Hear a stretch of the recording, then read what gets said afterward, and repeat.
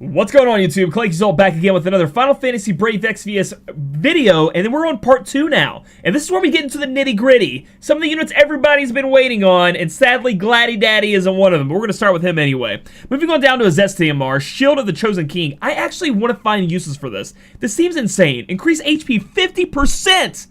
And defense 30%, increase defense 100% when HP drops below 80%. Not too, I don't like that very much at all, because again, you're going to be buffing in battle probably more than 100% or at least 100%, so that kind of falls off. But it's only after 80% HP loss, so that's not too bad. You don't have to fall that low. The HP 50%, the defense 30% seem very tasty on my Wilhelm. I'm definitely going to be using that. You don't need 2 Gladdy Daddies. Go ahead and pick up that STMR if you got 4 of those bad boys.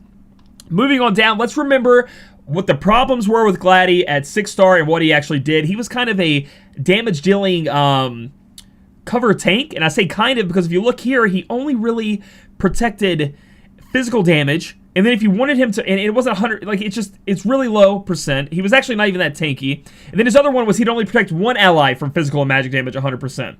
So what we need him to do at 7-star is fix that. He needs to become either a provoke tank or a 100% one a physical or magic cover tank, and allowing him to do a little bit of damage. You know, he doesn't have to be as tanky because he is trying to dish out the damage, but he needs to be one of those. So let's see if they fix that. Blink, 7-star ability. Mitigate damage taken 55% for 1 turn to caster, so they are making him much more tanky. Increase attack and defense 150%, so again, he's taking the physical damage and dishing out the physical damage.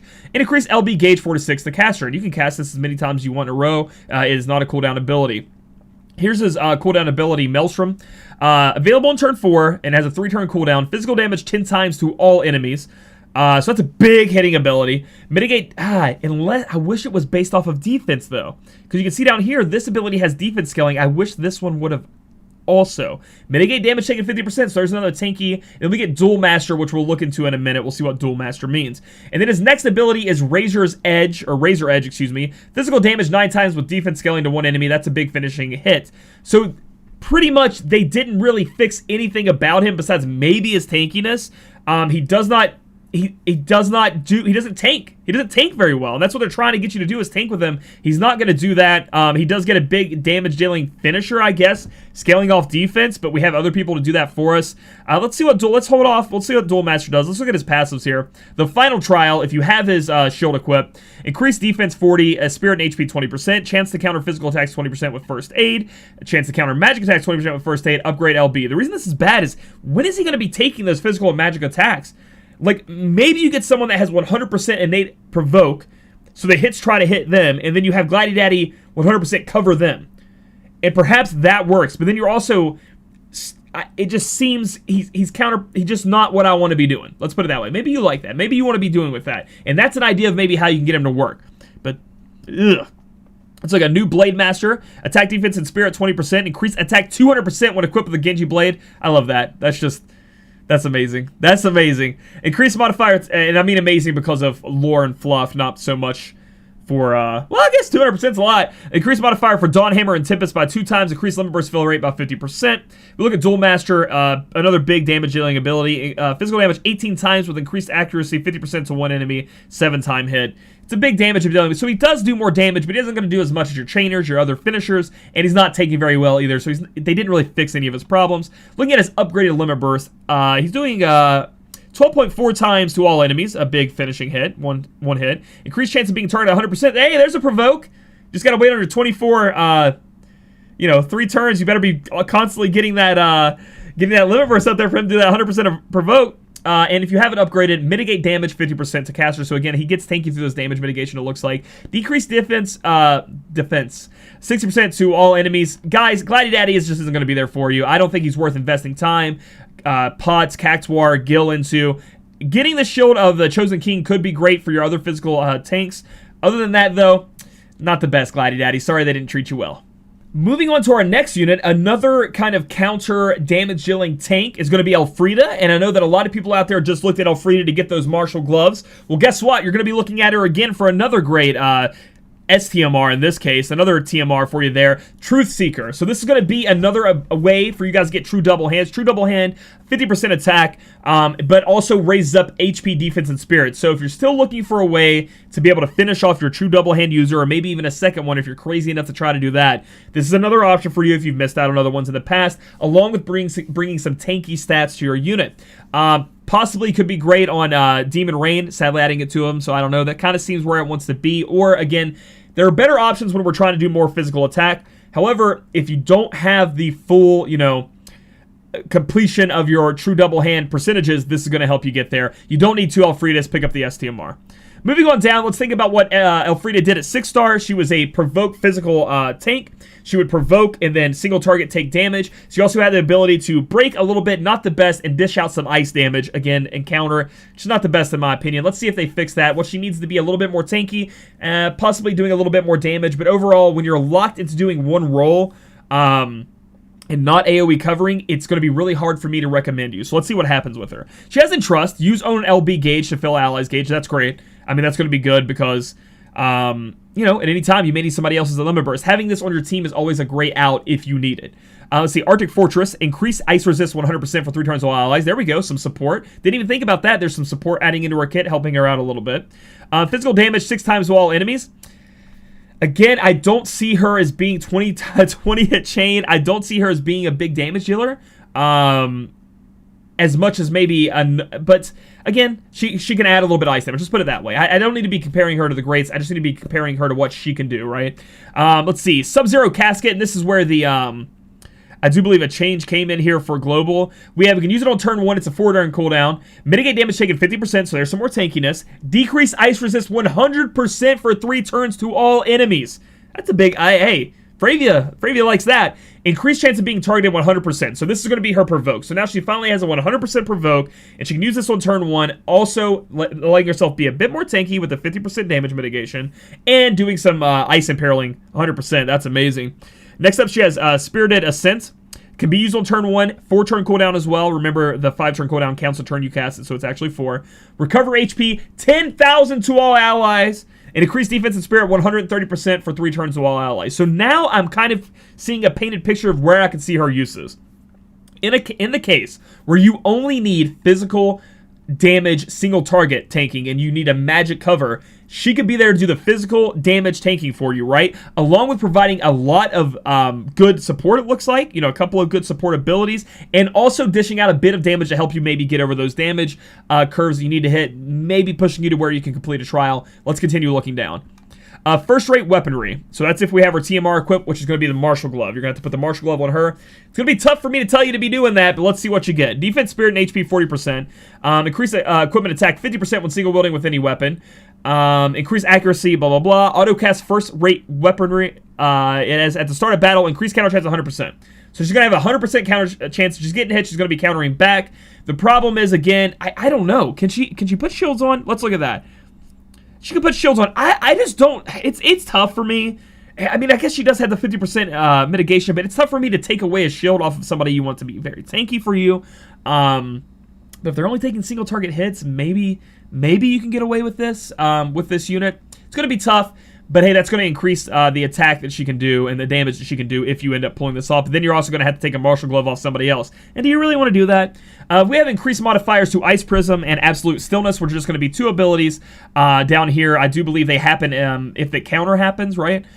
So we have physical damage. It's going to be boosted up to much more.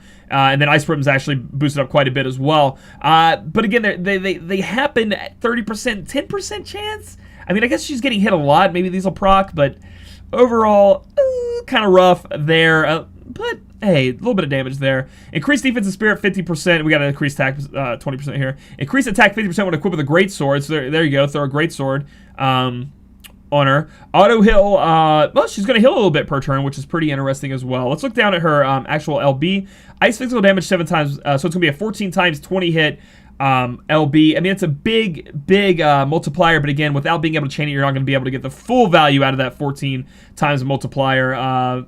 because you're just not going to be able to, you know, build up the chain and take advantage of that. So overall, I can see her uses now. If you don't have a single target tank, or you don't really need an AoE physical cover tank, and you want to be doing a little bit more damage, you need that ice imperil, you need that ice resist, I can see that's the time when you're going to be using Elfreeda. But other than that, she still just doesn't seem like the optimal choice when we talk about everybody 7-star tank-wise in the meta. Next up, we have CG Lassworm. That's right. I have like a million of this guy. Let's hope his STMR is good. Looking at his STMR, and I already know what it is. It's going to be Zantan Sukin. We're going to get Resolute Vow on it. Increase your limit burst fill rate by 50%. Increase Esper stats by 10%, giving you a little bit more stats. Sadly, while being an extremely high attack katana that maybe you could put in an offhand of a dual wielder, I'm not too excited about it, as it is a one-handed katana. Again, this is the true double-hand meta. It still stays that way for a long time in Japan, and even so, there are units like CG Lasswell here that are going to be wanting to use dual wield. I'm not saying dual wield is dead, but as far as if you wanted the best damage, the true double-hand way is there, and a single-wielding katana without an element attached to it, or single-hand, one-handed katana without the weapon variants just really isn't getting there for me, and I'm really sad that it turns out I don't want multiples of these, but maybe in Global they'll turn it around, and this could be a great katana to have in your offhand, okay? And there's going to be a katana coming out in the future that you're going to be wanting getting to over that. So, moving on down, let's talk about what was wrong with CG Lasswell. So, at 6-star CG Lasswell, he could cover fire, he could cover ice damage, he could imperil those. He also was a finisher. The problems with him, he wasn't a chainer, he didn't really finish and do that much damage anyway. And you kind of wanted to build him dual wield, right? So, it was weird trying to build him dual wield and then also trying to finish with it, right? So he needed chaining. So let's see if they fix the chaining, they fix his damage, and get him up to where he needs to be. So let's look at the 7-star here. Winter's Oblivion. Physical damage 5.1 times the one enemy. Decrease ice and wind. Oh, yeah, he also covered wind a little bit. Ice and wind resist 60% for 3 turns to one enemy. Divine Runation Chain. So there we go. So right off the bat, we see that he has a chaining ability that is on par with, the Divine Runation Chaining family, which is everywhere at this point, which is great. It's not the most damage dealing ability in the world. It's not the biggest in peril, but 60% is above the average. And you're going to be doing ice damage, so maybe him and Dracu Lasswell, or him and Fryevia might be friends together. Maybe they want to mess around a bit. And then we have Obliterating Mirror of Equity. Physical damage 4.5 times with ignore defense 50%. Oh man, that's going to be a 9 times multiplier. 8 hit. Okay. And then it chains with Absolute Mirror of Equity. Now, again, I really like this addition they added to the wiki. So if anybody actually watches my videos from the wiki, I love this. It helps explaining things better, and it helps knowledge, it helps learning better. So what you can do is you can click on this bad boy right here. We can scroll down, and it actually shows you the chaining frames, and it shows you who has those frames. So it looks like Pyroglacial Lasswell has 2 abilities to do it, Absolute Mirror of Equity and Obliterating Mirror of Equity. We have Dracu Lasswell can do it as well, and Machina. Don't really see you using it with Machina, but Dracu Lasswell, there you go. So you can see who you can actually chain with, which is really nice. So that's a big ability there. Now let's look at his next 7-star ability. So he has damage now, right? And he has the ability to take advantage of his dual-wielding ways through chaining. So they have added chaining, which is great. Perfect. And this move is just so funny. Available in turn 1, 4-turn cooldown. Perfect selflessness, which means he should be doing everything for your team and not buffing himself at all, right? Or doing things for himself at all. Let's read what this ability does. Negate 2 physical damage taken for yourself. Recover HP for yourself. Recover MP for yourself. Increase attack 200% for yourself. Enable skills for yourself. So it does make him extremely powerful. It brings him back up if he needs some HP. He needs that's a lot of MP. Boosts his attack up and enables him to use his best ability that he has, in my opinion, Absolute Mirror of Equity, which is going to be great. But I don't understand the name of this. Like, what? He buffs himself. He doesn't even do anything for the team. I don't understand. Let's move on down. Let's look at what Absolute Mirror of Equity is, okay? Moving on down to Absolute Mirror of Equity, it's going to be his next chaining move. Again, it chains the same thing we were just talking about. With the, we move up here to the Obliterating Mirror of Equity. We already talked about that. Physical damage 13 times. That's right, it is a straight-up physical damage 13 times modifier, 8-hit chaining family. The only problem, again, with this is you're going to have another CG Lassworm to be able to chain with, or the Dracu Lasswell, which is also very powerful. And he's also going to be dual-wielding, so it's going to be weird to mess around with that. Again, we talk about these STMRs. I don't think you need to get Zanten Sukin, like I said. So I think if you are planning on using CG Lasswell, if you want to use him as your chainer, you're going to want 2 of them. So you're not going to want to get this STMR here because I don't think you're going to see a lot of him or Dracu Lasswell on your friends list, okay? So you're probably going to want to keep 2 7-stars if you get lucky. I know I get that question a lot. With him, I know a lot of them have been saying just get that STMR, baby. He's one that you're going to want to think about having 2 of, right? Because although this ability hits so hard, it's so big, he's doing lots of damage. Sadly, he has a very small chaining family with it, right? Himself and then 2 others. Makina's not really going to be dishing out the damage too much. And then you have Dracu Lasswell. So I think you keep 2 of them there. Let's move on down through his actual passives then. So he does, again, chaining, big damage chaining. Let's see what he gets in his passives. If we put his TMR on, which we'll go up and look at that. TMR is Azor Crimson Soul, excuse me. HP and attack 30%, so it's giving you attack 30% and increasing your LB fill rate. Great, we have to put that on him, and that's fine, getting some stats there. Increase equipment attack 40% when dual wielding. So he gets true dual wield 40%. Massive. Remember, the cap is 100%. So with the other passes we have through other TMRs, other equipment, things like that, you can really build this guy up. They definitely increased his stats and his ability to do damage with the global upgrade buffs here and a 7-star. Increase LB gauge 2 per turn. Increase Esper bonus stats 40% and upgrades his LB. So we'll have to see what that upgrade the LB is. So these are just more stats. We get increased modifiers to these abilities, and a lot of these abilities, if we look on down here, Fatal Bloom, Crimson Air, Blade, Flash Final, I want to say finale, Final, excuse me, they're good. They do increase, you know what I mean?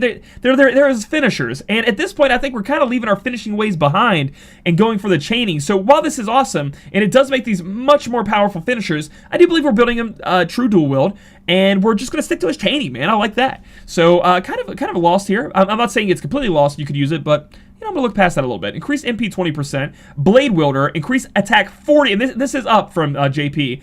40% with a sword. I think it was 20% on all these stats in JP. I could be wrong. 40% with a great sword. 40% with a katana. And increase ice and wind resist 15%.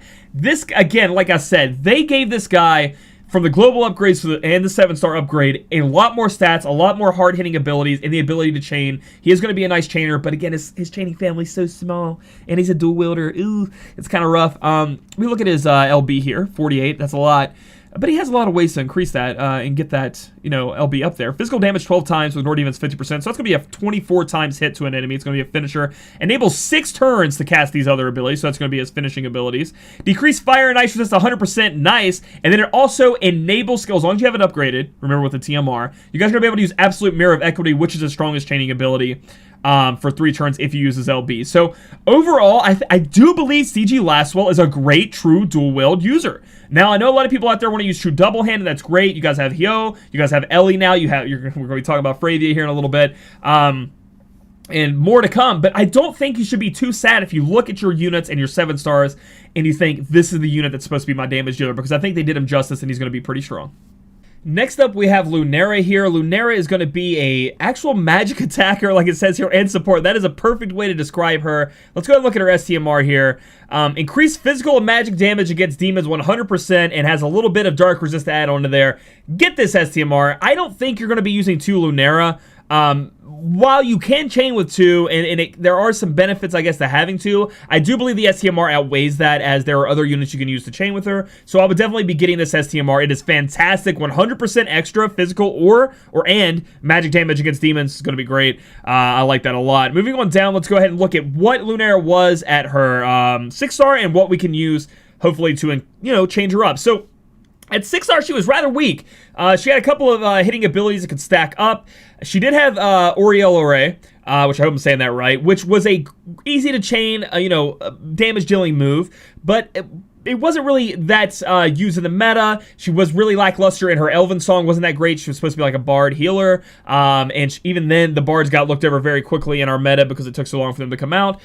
So what we need is more buffs, more healing, more MP regeneration, better, increase, and then maybe a little bit more damage to help her chaining or her finishing ways to allow her to serve that role. So let's go ahead and look at what she gets. At 7-star, she has Hejian Veloz, magic damage 7 times with consecutive increases, 9 times each. 9 times, 2 times each, so a maximum of 25 to 1 enemy. And she can that's a 3-hit chain. Now, while this ability is awesome, I already know about Lunera. I did a little research into it, and you can use this ability, especially if something is wind and light magic resist, I guess. But other than that, you're probably going to be mostly wanting to use this ability. So this ability is there for those instances I just said, but we're going to overlook that a little bit. Next up, I'm going to try to say this, but I probably won't say it right. Iatin Caratus, which is going to be a cooldown ability. You can use it on turn 1, and then after that, 4 turns after. Recover HP 13,500 to all allies. Recover MP 135 to all allies. Increase attack, defense, magic, and spirit 135% to all allies. You're doing a lot for all your allies. You know, good job. That's what I was talking about just now. You know, buff us up better. Give us some MP. Give us some HP. But this is what was added globally, which actually pulls Lunera out of the garbage can and into the battles here. Enable skill for 3 turns, double arrow. And what double arrow is, if we go down and check it out, use Gare Arrow, Gleaming Arrow, Aureola Ray, or Hagion Velis twice in 1 turn. So for 3 turns, you're going to be able to use that twice in 1 turn. And the reason that is amazing is that it turns her into a buffer, HP and MP recoverer, and allows her to imperil a little bit. She has imperils in her kit. And then on top of that, I think it's through her Limit Burst, right? She has imperils. Nope. Actually, she doesn't have any imperils through her at all. So that was bad when I said that. She's just buffing and, buffing and giving MP and stuff back. But it allows her to chain up with another unit we're going to talk about here, and Loren, which is going to be incredible. I'll go over that in a little bit more in detail after I describe what Loren does. But it's great. She's not going to be doing the most damage, but she's going to be doing okay damage. If we look down at her passives here, we actually do get a modifier boost to Aureola Ray. Go ahead and go through these. Increase magic 40%, HP 20%. Increase physical and magic damage against demons by 25%. We are going to have to put her bow on that for her to get that. Now, I'm not saying you absolutely need to be using the bow, this bow. There are other builds where you can use maybe Tinkerer bow, dual wield, something like that, if you want to, but this is a bow you can use as well, obviously, to get these boosted stats. Increase modifier to Gale Arrow and Gleaming Arrow by 5 times. They're adding a lot of damage here. Increase LB fill rate 50%. Increase equipment magic 70% when single wielding any weapon. So it doesn't look like we want to dual wield, especially since we get W cast. So maybe her TMR is the way to go. And we also get Aureola Ray increased damage there. Moving on down to our Limit Burst, which I thought imperiled, but that's wrong. That's going to be Loren later. Magic damage 18 times to all enemies. You do need to chain it up, so you are missing out on that a little bit. However, it's still there if you need it. I honestly think you're just going to be casting her buff, her MP and HP crazy recovery there when you can, enabling double arrow and just areola chaining people down. Aureola chain, not areola, god damn it. That's something else. But yeah, the drawbacks of doing this chain are that if they're wind or light, magic damage resist, you're going to be in trouble. Obviously, the ability is going to be halved, and it is a double element, making it even more scary. But I'm just telling you guys how you can use her, how she's going to be useful, and with that W cast edition, you know, she will find herself into parties and things like that. So, you know, I do believe Lunera's changes globally did make her actually meta useful. Next up, we have one of the most anticipated 7 stars in the game, and that being Loren. Loren is a physical damage debuffer, which is going to be great to look into. Let's go ahead and take a look. Remember that TMR, Awesome Swordsman. It's pretty awesome. It's really good. Let's go to the STMR. Chrome Sphere, I guess. This STMR is poopy. Okay, it has a big stats, right? Attack 170, defense 20, spirit 20. It's a great sword. It has no element, and it's single-handed, right? It's not double-handed. It does not get the two-handed weapon. Why would you use it? I mean, there are reasons, but they're very small and very, very particular. Keep 2 Loren, because you're going to want to chain with her anyway. And you can kind of like, we'll talk about it in a minute, but you can kind of use her break, her cooldown ability, use the other one to break and keep it up as you go. So you want to keep 2 7-star Lorens. Don't worry about that STMR. It's poop. Moving on down. Let's talk about what Loren did at her 6-star and how we need to increase and make her better. She broke a lot. She did a little bit of damage, but not very much. So honestly, she was very underwhelming at 6-star. I didn't think there was much to her. But at 7-star, they definitely took this character from 0 to hero real quick, 100. So we're just going to skip what the 6-star did because it wasn't very good and go straight into the 7-star. She has 3 new abilities in the Twin Blade family. We have one for light, one for lightning, and one for wind. This is going to allow you to decrease that resistances, that imperil the enemy, by the element by 65% with a 6 times multiplier, 12 hit, so it's going to chain up a little bit with Onion Slice. So the ability Onion Slice, the Onion Slice family here, you guys can chain that up with. But that's not really what we're looking into too much. What we're really going to look at here is this General's Manifesto, okay? Available turn 1, 5-turn cooldown. It's massive, guys. So turn 1, you're in there with your girl, Loren. It's time to battle. Decrease attack, defense, magic, and spirit 70% for 3 turns to all enemies. That is a massive break. That is a massive full break. That breaks every single one of those that you need by an incredible amount. And on top of that is it increasing all LB gauge fill rate for all allies by 200%. Her LB is actually going to break even more, so that LB fill rate is very important. This brings me to my next point of if you are wanting to use Loren as your chainers, you guys can actually use General Manifesto with one of them, and by the time the 3 turns wears off, you use General Manifesto with the other one, and then you go back and forth, and you're always constantly keeping up the 70% break, or you can use the Limit Burst and even do 74%, which we'll see down below. Next up is Tempest Flash, and it's going to be lightning and wind physical damage 6.2 times to all enemies, 30 hit, and when you see this, you think of Aureole Ray. I think that's how you say it. Aureole Ray. Something like that. I want to say Areola, the nipple, but I know it's not right. I think it's Aureole Ray.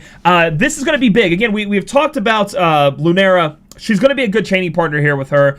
We're not dishing out insane amount of damage, right? We're not breaking the damage meta, but because it's such an easy thing to chain with, in my opinion, it chains up so high, making finishers or making fitting in other things in there so easy, along with actually bringing, mid-tier damage with exceptional support. This is going to be something the meta is going to have to look into. Double Loren.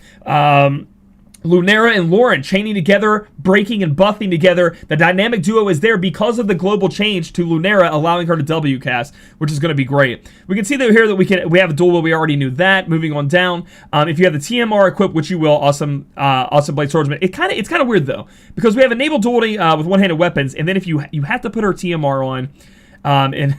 Which enables dual wield, but it does give you the stats too, so that's going to be great. But you get double dual wield. You put one in your mouth, you hold one on your back, you tape it on your back, you'll be able to do more damage there. Increase LB gauge 2 per turn, which is important. Her LB is actually great. Increase equipment attack 50% when dual wielding, so she has 50% dual wielding, true dual wielding in her kit. Amazing. And upgrades LB, that's going to be important. Increase 50% when a dagger, a katana, or a greatsword. I do believe we're going to greatsword katana this baby all the way to the moon.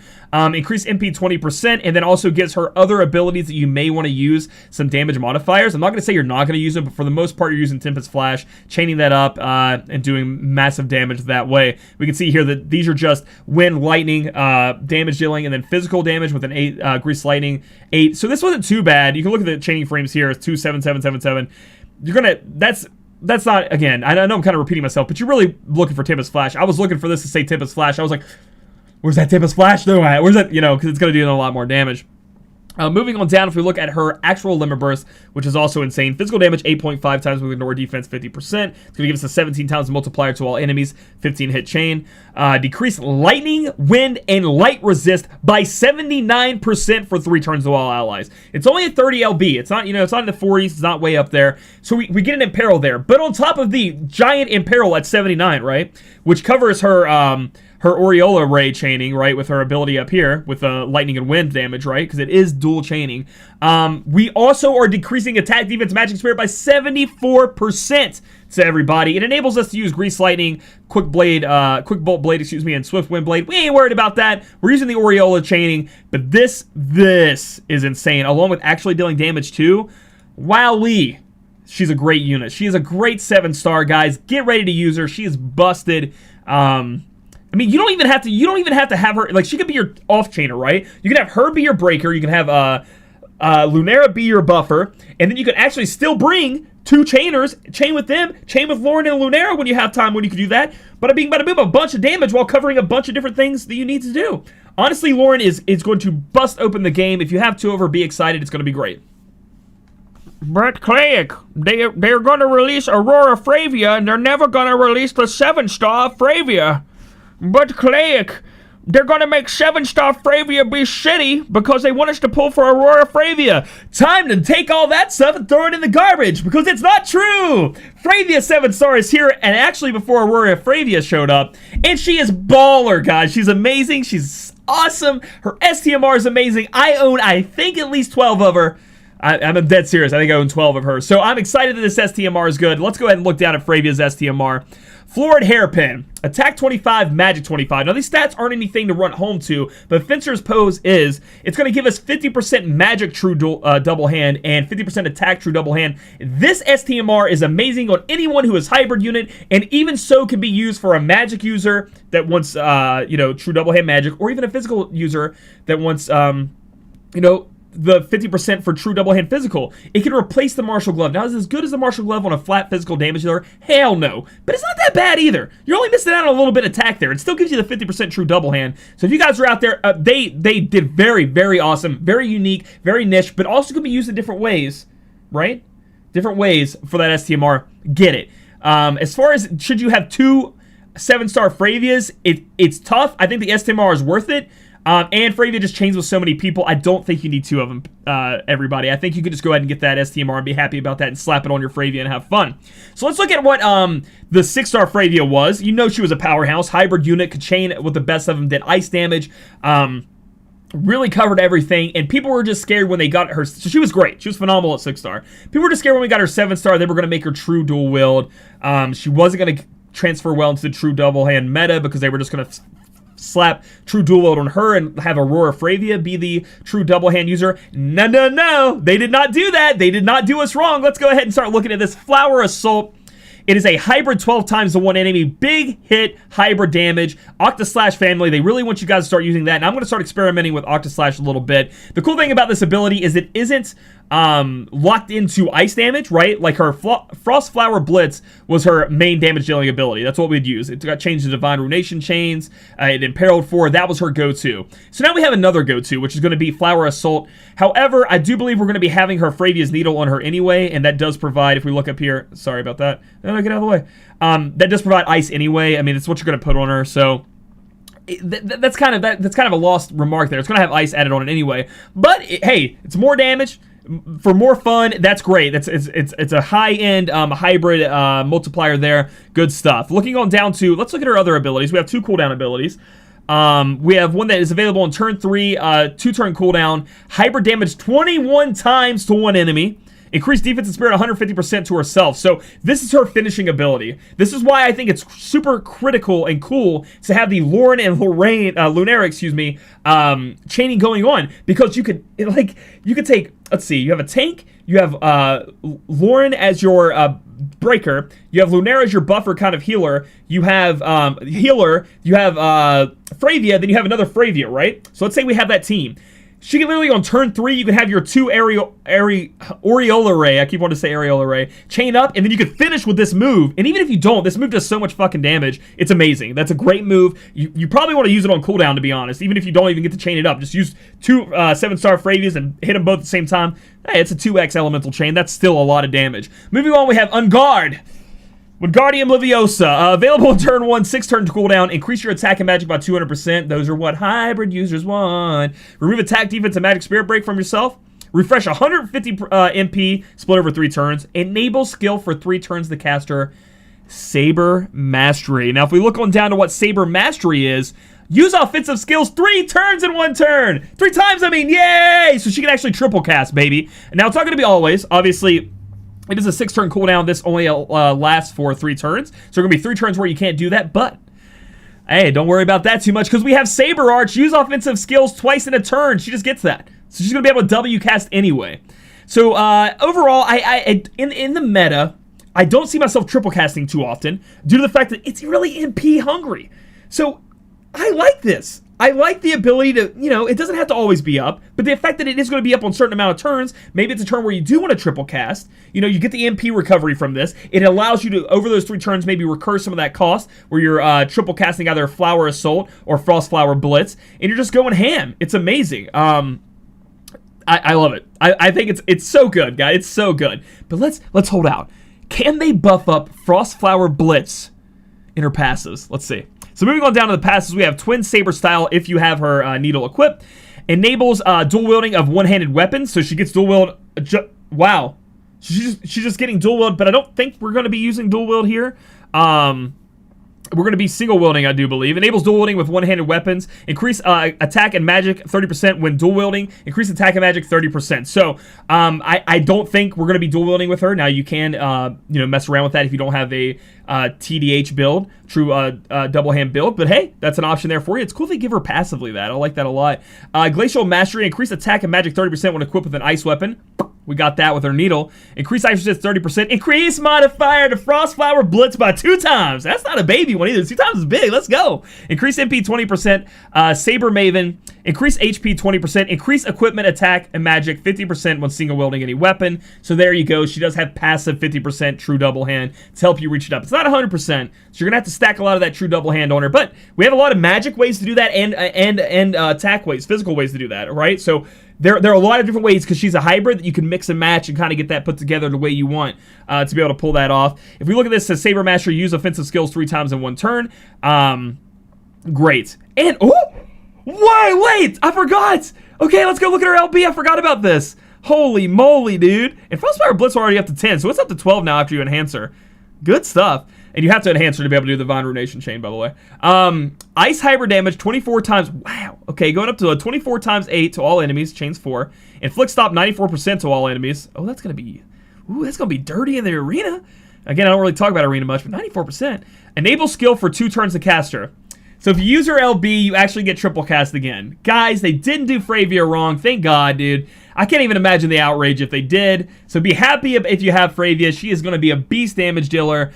Build her up, have fun. I think she's going to be I think hyper damage dealers are really fun to build because you can kind of go one way with attack or go one way with magic, or you can kind of mix and match and make a puzzle with all the different kind of TMRs, STMRs, equipment that you have to try to make her the best that you can. So kudos to you, Gumi. You made Fryevia awesome. And I just want to point out that Fryevia is going to have a great kind of synergy with Aurora Fryevia in the future. So be on the lookout for that when that unit comes out, whenever that is. So, guys, that's the end. Woo! Man, I've been sitting here for like 3 hours, dude. I need a, you know what? Not sponsored. Monster sponsor me.